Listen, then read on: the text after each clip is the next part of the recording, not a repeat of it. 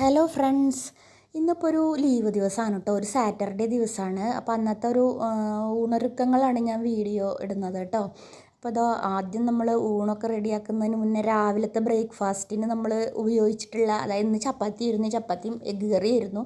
അപ്പോൾ ആ പാത്രങ്ങളെല്ലാം സിങ്കിൽ കിടക്കുന്നുണ്ട്. അപ്പോൾ അത് കഴിച്ച് കഴിഞ്ഞ ഉടനെ തന്നെ ഞാൻ എന്ത് ചെയ്യും, ആ പാത്രങ്ങളെല്ലാം കഴുകി വയ്ക്കും കേട്ടോ. കഴുകി വെച്ച് കഴിഞ്ഞാൽ നമ്മൾ അടുക്കള ക്ലീനായി കിടന്നു കഴിഞ്ഞാൽ, നമുക്ക് നീറ്റായി കിടന്നു കഴിഞ്ഞാൽ നമുക്ക് പണികളെടുക്കാനൊരു ഉത്സാഹമാണല്ലോ. എനിക്ക് അങ്ങനെയാണ് കേട്ടോ. അപ്പോൾ ഞാൻ എന്ത് ചെയ്യുമെന്ന് വെച്ചാൽ ആദ്യം പാത്രങ്ങളെല്ലാം കഴുകി സിങ്കൊക്കെ ജസ്റ്റ് ഒന്ന് കഴുകും കേട്ടോ. കഴുകിയിട്ടും ഇപ്പോൾ കഴുകി കാര്യമില്ല. ഇനിയിപ്പോൾ നമ്മൾ ചോറും കറിയൊക്കെ ഉണ്ടാക്കുമ്പോൾ അപ്പോഴെല്ലാം അവിടെ വെള്ളമൊക്കെ ആവും. എന്നാലും നമുക്കൊന്ന് ജസ്റ്റ് കഴുകി വയ്ക്കാം. കഴുകിയിട്ട് നമുക്ക് അടുത്ത പണികൾ എടുക്കാം. അപ്പോൾ അങ്ങനെ സിങ്കൊക്കെ ഒന്ന് വെള്ളമൊക്കെ ഒഴിച്ചൊന്ന് കഴുകിയിട്ട് ചോറിനായിട്ടുള്ള പാത്രം, ചോറ് വയ്ക്കാനുള്ള പാത്രത്തേക്ക് നമ്മൾ വെള്ളം എടുക്കുകയാണ് കേട്ടോ. ഇവിടെ നമ്മൾ പൈപ്പിലത്തെ വെള്ളത്തിൽ തന്നെ കേട്ടോ ചോറ് വയ്ക്കാറ്. വാങ്ങുന്ന ബോട്ടിൽ വാട്ടറിൽ നമ്മൾ ചോറൊന്നും വയ്ക്കാറില്ല. അപ്പോൾ പൈപ്പിലെ വെള്ളം നമ്മൾ എടുത്തിട്ടുണ്ട്. എന്നിട്ട് അത് ഗ്യാസിലേക്ക് വയ്ക്കുകയാണ്. ഗ്യാസിൽ വെച്ചതിന് ശേഷം ഗ്യാസൊക്കെ ഓൺ ചെയ്തിട്ട് ആവശ്യത്തിനുള്ള നല്ല പാലക്കാടൻ മട്ട റൈസ്, ഇവിടെ നമ്മൾ പാലക്കാടൻ മട്ട അരി എന്ന് പറഞ്ഞിട്ടോ വാങ്ങുക, അത് എടുത്തിട്ടുണ്ട്. അത് ആദ്യം നമ്മൾ കുറച്ച് ചൂടുവെള്ളം ഒഴിച്ച് കഴുകും. പിന്നെ രണ്ട് മൂന്ന് പ്രാവശ്യം കഴുകിയിട്ട് നമ്മളത് അടുപ്പത്തിടുകയാണ് കേട്ടോ. അതായി കഴിഞ്ഞ് കഴിഞ്ഞാൽ ഒന്ന് തിളച്ച് കഴിഞ്ഞാൽ, കുറച്ച് നേരം ഒന്ന് തിളച്ച് കഴിഞ്ഞാൽ പിന്നെ അത് റൈസ് കുക്കറിലേക്ക് ഇറക്കി വയ്ക്കാറ് ചെയ്യാറ്. റൈസ് കുക്കറിൽ ഇറക്കി വെച്ചൊരു 1-2 മണിക്കൂർ, അത് ഓരോ അരിയുടെയും വേവിനനുസരിച്ചിട്ട് അത് നമുക്ക് എടുത്തിട്ട് വാർത്ത് വയ്ക്കാം കേട്ടോ. അപ്പോൾ ആദ്യം തന്നെ ഞാൻ അരി ചോറ് തിളച്ചതിൽ ഇറക്കി വയ്ക്കും. എന്നാൽ പിന്നെ നമ്മുടെ ബാക്കി പണികൾ കഴിയുമ്പോഴേക്കും എന്ത് ചെയ്യും, ചോറായി ഉണ്ടാവും. അപ്പോൾ ഇന്ന് ചൂരമീനാണ് കേട്ടോ എടുത്തിട്ടുള്ളത്. ഇന്ന് ചൂര 2-3 മീൻ വാങ്ങിക്കൊടുത്തിട്ടുണ്ട് ഫിഷ് മാർക്കറ്റിൽ നിന്ന്. അത് ഫ്രിഡ്ജിൽ വെച്ചിട്ട് ചൂര ഞാൻ ആദ്യം തന്നെ എടുത്തു. എന്നിട്ട് അത് നന്നായി കഴുകിയിട്ട് ഇഞ്ചി, വെളുത്തുള്ളി, ചെറിയ ഉള്ളി, മഞ്ഞൾപ്പൊടി, മുളക് പൊടി, കുരുമുളക് പൊടിയൊക്കെ മിക്സിയിലൊന്ന് നന്നായി അരച്ചെടുക്കുക കേട്ടോ. അത് അപ്പുറത്തത് അറിയിച്ചിട്ട് ഹാളിലിരുന്ന് ഒരുപാട് എഴുതാണ്ടാവുക, എഴുതുകയാണ്. അതിനുശേഷം നമുക്ക് ആ മീൻ അരച്ച് വെച്ച മസാലയും ഉപ്പൊക്കെ ചേർത്തിട്ട് നന്നായിട്ട് മസാല തിരുമ്മിയെടുക്കാം. ചട്ടി അടുപ്പത്ത് വെച്ചിട്ടുണ്ട്. ആവശ്യത്തിന് എണ്ണ ഒഴിച്ച് കുറച്ച് കറിവേപ്പില ഇട്ടിട്ട് നമുക്ക് എന്ത് ചെയ്യാം, ഈ മീൻ ഓരോന്നായിട്ട് അടുപ്പത്തിടാം കേട്ടോ.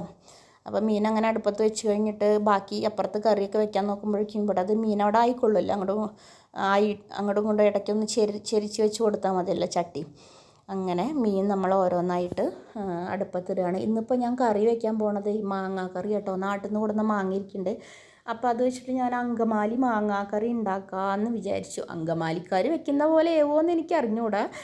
എനിക്കറിയുന്ന രീതിയിലൊരു മാങ്ങാക്കറി ഉണ്ടാക്കാമെന്നാണ് വിചാരിച്ചത്. ഞാൻ ഇവിടെ ഇടയ്ക്ക് ഉണ്ടാക്കാറുണ്ട് കേട്ടോ. പക്ഷേ ഇവിടെ ഞങ്ങൾക്ക് രണ്ടുപേർക്കും ഭയങ്കര ഇഷ്ടമാണ്. റിച്ചുട്ടൻ അങ്ങനെ കറി കാര്യമായിട്ട് കൂട്ടില്ല, എന്നാലും കുറച്ച് കഴിക്കും. പക്ഷേ എനിക്കും കണ്ണനും ഭയങ്കര ഇഷ്ടമാണ് കേട്ടോ ആ കറി. അപ്പോൾ മാങ്ങാക്കറി ഉണ്ടാക്കാൻ വേണ്ടിയിട്ട് ആദ്യം ഒരു തേങ്ങ ഉടക്കി കേട്ടോ. തേങ്ങയുടെ വെള്ളം കുടിച്ചപ്പോഴോ എൻ്റെ എന്താ പറയുക, അതിൻ്റെ ടേസ്റ്റാണ് എൻ്റെ മുഖത്ത് നവരസങ്ങളായിട്ട് നിങ്ങൾ കാണുന്നത് കേട്ടോ. വലിയ ടേസ്റ്റ് ഉണ്ടായിരുന്നില്ലേ വെള്ളം. എന്തായാലും വയലാക്കിയതല്ലേ വെച്ചിട്ട് അത് ഞാൻ ഇറക്കി. ബാക്കി വെള്ളം അവിടെ കളഞ്ഞു. എനിക്ക് തേങ്ങ ചിരവി തരാൻ ഒരാൾ ഇവിടെ വന്നിട്ടുണ്ട് കേട്ടോ, ഹെൽപ്പ് ചെയ്യാൻ. ഞാൻ പറഞ്ഞപ്പോൾ കുറച്ച് തേങ്ങയൊക്കെ ചിരവി തരുന്നുണ്ട്. എന്നിട്ട് ഞാനിതാ ആദ്യമായിട്ട് അതിൻ്റെ 1/4 പാല് കുറച്ച് മാത്രം വെള്ളം ഒഴിച്ചിട്ട് 1/4 പാൽ എടുത്ത് വയ്ക്കും കേട്ടോ. 1/4 പാൽ ലാസ്റ്റ് കറിയുടെ അവസാനം നമ്മൾ ഒഴിച്ചു കൊടുക്കുന്നതാണ്. അപ്പോൾ വളരെ കുറച്ച് 1/4 പാൽ മാത്രം എടുത്ത് വയ്ക്കുകയാണേ. അത് ഞാൻ അരിച്ചിട്ട് എടുത്ത് വയ്ക്കുന്നുണ്ട്. പിന്നെ അത് ഞാനൊരു പാത്രത്തിൽ മാറ്റി വയ്ക്കുകയാണേ. എന്നിട്ട് ഈ തേങ്ങ മിക്സിയിലിട്ടിട്ട് കുറച്ച് തോനെ വെള്ളം ഒഴിച്ചിട്ട് 2/4 പാൽ എടുത്ത് വയ്ക്കും കേട്ടോ. അതിലാണ് നമ്മൾ കറി തിളപ്പിച്ചെടുക്കുന്നത്. അപ്പം പിന്നെ കറിക്ക് ആവശ്യമായിട്ടുള്ള ഒരു സവാളയും കുറച്ച് ചെറിയ ഉള്ളി, കുറച്ച് ഇഞ്ചി, പച്ചമുളക്, കറിവേപ്പില, മഞ്ഞൾപ്പൊടി, മുളക് പൊടിയും കുറച്ച് മല്ലിപ്പൊടി ഇട്ടിട്ട് എന്ത് ചെയ്യും, നന്നായിട്ട് ചട്ടിയിലിട്ടിട്ട് നമ്മൾ ഈ ഇതിനെ എന്ത് ചെയ്യണം, ചട്ടിയിലിട്ടിട്ട് നന്നായി തിരുമ്മിയെടുക്കണം. നന്നായി തിരുമ്മിയ സവാളയിലേക്ക് വെള്ളം ഉണ്ടാവില്ല, നീര് പുറത്ത് വരുന്നത് വരെ നന്നായിട്ട് നമ്മൾ തിരുമ്മണം കേട്ടോ.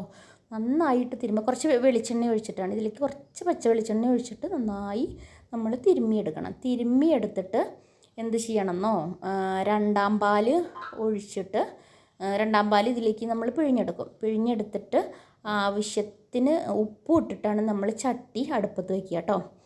അപ്പോൾ 2/4 പാൽ ഞാൻ പിഴിഞ്ഞെടുക്കുകയാണ്. എന്നിട്ട് ഒരുപാട് വെള്ളം ഒഴിക്കണ്ട കേട്ടോ. കറിയിൽ ഒരുപാട് വെള്ളം ഒഴിച്ച് കഴിഞ്ഞാൽ കറി വല്ലാണ്ട് ലൂസായി പോകും. അപ്പോൾ ആ കറിക്ക് അത്ര വലിയ ടേസ്റ്റ് എനിക്ക് തോന്നിയിട്ടില്ല.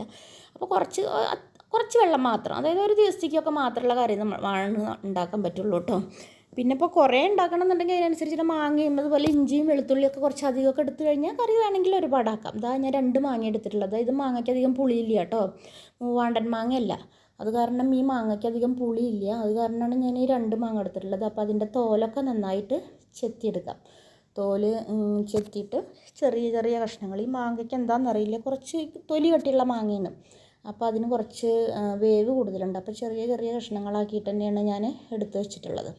പിന്നെ നമുക്ക് മാങ്ങ ഇടുന്നതിൻ്റെ മുന്നേ ഇപ്പോൾ ഇതാ തിരുമ്മിയിട്ട് 2ാം പാൽ ഒഴിച്ച് ഉപ്പും ഇട്ടിട്ട് വെച്ചിട്ടുള്ള ആ കറിയുടെ കൂട്ടുണ്ടല്ലോ, അത് നമുക്ക് അടുപ്പത്ത് വയ്ക്കാം കേട്ടോ. ചട്ടി അടുപ്പത്ത് വെച്ചിട്ട് എന്താണെന്ന് വെച്ച് കഴിഞ്ഞാൽ അതാ ചട്ടിയൊക്കെ അടച്ച് വെച്ചിട്ട് അതൊന്ന് വേവിക്കാം, ഒന്ന് തിളപ്പിക്കാം. തിള വന്നു കഴിഞ്ഞിട്ടാണ് ഞാൻ മാങ്ങ ഇടാറുള്ളൂ കേട്ടോ. അപ്പോഴേക്കും ഇത് അപ്പുറത്തെ അടുപ്പത്ത് മീൻ കിടന്ന് ഫ്രൈ ആയിട്ടുണ്ട്. അപ്പോൾ ആ മീൻ ഒരു പാത്രത്തിലേക്ക്, ഫ്രൈ ആയ മീൻ ഒരു പാത്രത്തേക്ക് മാറ്റിയിട്ട് 2ാമത്തെ ട്രിപ്പും കൂടി നമുക്ക് മീൻ ചട്ടിയിലേക്ക് ഇടാം കേട്ടോ. എന്നിട്ട് ഇതാ മീനപ്പം ഞാൻ എന്ത് ചെയ്യണം, ചട്ടിയിൽ നിന്ന് മാറ്റിയെടുക്കുകയാണ് ചെയ്യണത് കേട്ടോ. അപ്പോൾ ഇന്നത്തെ ഫുഡെന്ന് വെച്ച് കഴിഞ്ഞാൽ നമ്മൾ വീക്കെൻഡ് ആകുമ്പോൾ അത്യാവശ്യം ആർഭാടായിട്ട് തന്നെ ഫുഡ് ഉണ്ടാക്കാറുണ്ട് കേട്ടോ. അന്നത്തെ ദിവസം എല്ലാവരും വീട്ടിലുള്ള ദിവസമല്ലേ. അപ്പോൾ ഞാൻ അത്യാവശ്യം എന്തെങ്കിലും 1-2 തരം കറികളൊക്കെ ആയിട്ട് ഫുഡ് ഉണ്ടാക്കാറുണ്ട് കേട്ടോ. അപ്പോൾ അത് അടുപ്പത്ത് കറി തിളച്ച് വന്നിട്ടുണ്ട്. അപ്പോൾ ഇനി ഈ മാങ്ങ അതിലേക്ക് ഇട്ട് കൊടുക്കാം കേട്ടോ. ഒന്ന് തിള വരുമ്പോൾ തന്നെ മാങ്ങ ഇട്ടിട്ട് അടച്ച് വെച്ചിട്ട് മാങ്ങ ഒന്ന് നന്നായി വേവണം. വെന്ത് കഴിഞ്ഞിട്ട്, വെന്താലാണ് ആ കറിക്ക് ടേസ്റ്റ്. ഇത് നന്നായി വെന്തിട്ട് കറിയൊക്കെ ഒന്ന് സെറ്റായി കഴിഞ്ഞാൽ ലാസ്റ്റ് ഗ്യാസ് ഓഫ് ചെയ്തിട്ട് 1ാം പാൽ ഒഴിച്ചിട്ട് എന്ത് ചെയ്യുന്ന ഇതിൻ്റെ ലാസ്റ്റ് കുറച്ച് വിനാഗിരി ഞാൻ പോയി കാണിച്ചിട്ടില്ലേ, ആ വിനാഗിരിയുടെ അടപ്പിന് തന്നെ, പാത്രത്തിൻ്റെ അടപ്പിൽ തന്നെ ഒരു 3 അടപ്പ് ഞാൻ വിനാഗിരി ഒഴിച്ചിട്ടുണ്ട് കേട്ടോ. നല്ല പുളിയുള്ള മാങ്ങ വെച്ചാൽ 3 അടപ്പൊന്നും ഒഴിക്കേണ്ട ആവശ്യമില്ല. ഇത് പുളി കുറവാകുക കാരണം ഒരു 3 അടപ്പ് വിനാഗിരി ഒഴിക്കുകയാണ് ചെയ്യുന്നത്. എന്നിട്ട് നമുക്കത് കറി വറുത്തിടാൻ ചെറിയ ഉള്ളിയും ഉണക്കമുളകും ഒക്കെ ഇട്ട് കറി വറുത്തിട്ടിട്ട് ഇതിലേക്ക് കറിയിലേക്ക് കൊട്ടാട്ടോ. കൊട്ടി കഴിഞ്ഞ് കഴിഞ്ഞാൽ ഇനി എന്താണ്, അപ്പുറത്ത് മീൻ 2 ട്രിപ്പും ആയിട്ടുണ്ട് കേട്ടോ. പിന്നെ പപ്പടം കൂടിയും കാച്ചിയെടുക്കാം.